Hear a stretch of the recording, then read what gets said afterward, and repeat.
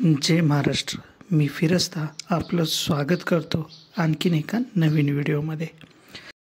सकाळी सुरतला पोहोचलो. या ठिकाणी या रामलखन भैयाने आम्हाला गाडीत बसून स्टँडजवळ सोडलं. स्टँडवर पोहोचताच गाडी लागली होती सुरत राजपिपाड्या ते थेट केवडिया म्हणजेच स्टॅच्यू ऑफ युनिटी. रूम घेतली आणि पटकन फ्रेश झालो आणि पुन्हा निघालो स्टॅच्यूच्या दिशेने. स्टॅच्यू इथून जवळपास 5 किलोमीटरच्या अंतरावर होता. आता आम्ही गॅलरीच्या याच्यामध्ये बसलो आणि आता या व्हेकलने आम्हाला गॅलरीपर्यंत सोडणार आहे. तिकीट घर ते स्टॅच्यूपर्यंत जाण्यात साधारणतः 15 किलोमीटरचा रस्ता लागतो. या ठिकाणी कोणत्याही प्रकारची खाजगी वाहनं चालत नाही. याच संस्थेमार्फत अनेक प्रकारच्या सुविधा उपलब्ध केल्या जातात, ज्यामध्ये बस व इलेक्ट्रिक व्हेकल अशा प्रकारच्या सुविधा आहेत. त्या आपण आपल्या इच्छेनुसार घेऊ शकतो. स्टॅच्यूच्या जवळच्या परिसरात जाताना आपली कडक तपासणी केली जाते. तसेच इतर कोणत्याही प्रकारच्या बॅग किंवा वस्तू आपल्याला आत नेण्यास मज्जाव केला जातो, परंतु मोबाईलचा वापर केलेला चालतो. स्टॅच्यूच्याच पायापाशी आपल्याला एक म्युझियम पाहायला मिळते, ज्यामध्ये स्टॅच्यूची निर्मिती व सरदार वल्लभभाई पटेल यांचा जीवन प्रवास हा विविध प्रकारच्या पिक्चर व चित्रपट व अनेक स्लाइड शोच्या मदतीने दाखवण्यात आला आहे. त्याचबरोबर या स्टॅच्यूची निर्मिती कशा प्रकारे झाली, त्याला लागणारा वेळ आणि इतर गोष्टींवर प्रकाश टाकण्यात आलेला आहे.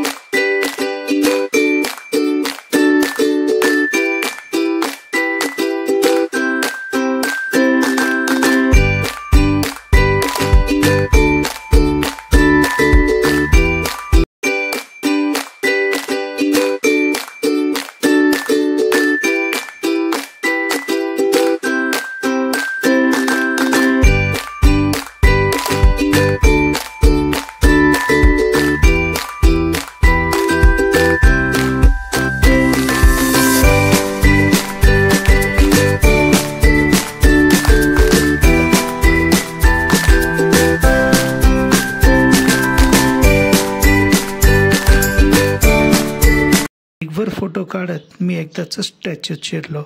या सुपरफास्ट लिफ्टमध्ये बसून 45 सेकंदाच्या आत आम्ही 136व्या मजल्यावर असलेल्या या प्रेक्षक गॅलरीत पोहोचलो. धरणाचं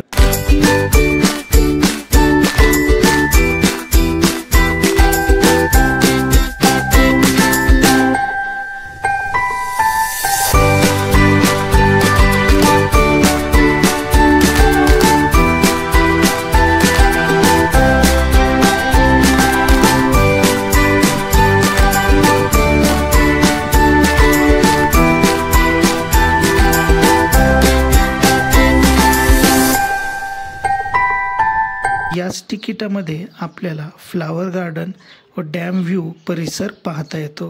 सध्या फुलं कमी आहेत, पण अनेक प्रकारच्या फुलांची झाडांची लागवड येथे करण्यात आली आहे. लेझर शोची वेळ 7ची आहे, पण 5ला जावं लागतं. त्यावेळी आमच्या लक्षात आलं की या तिकिटाच्या आत आम्हाला लेझर शोचा पास मिळालाच नाही, कारण 3 दिवसानंतर पर्यंतच्या सर्व जागा बुक झाल्या आहेत. वाटत होतं वाटत होतं आता ही संधी गेली.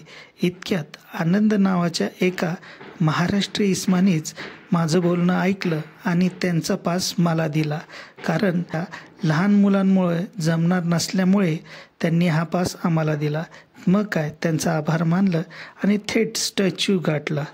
आयुष्यात पहिल्यांदाच मी लेझर शो पाहणार होतो. 2 तास ताटकळ्यानंतर एकदाचा शो सुरू झाला आणि मी कधी न विसरू शकणाऱ्या या क्षणांचा साक्षीदार झालो. भेटूया लवकरच.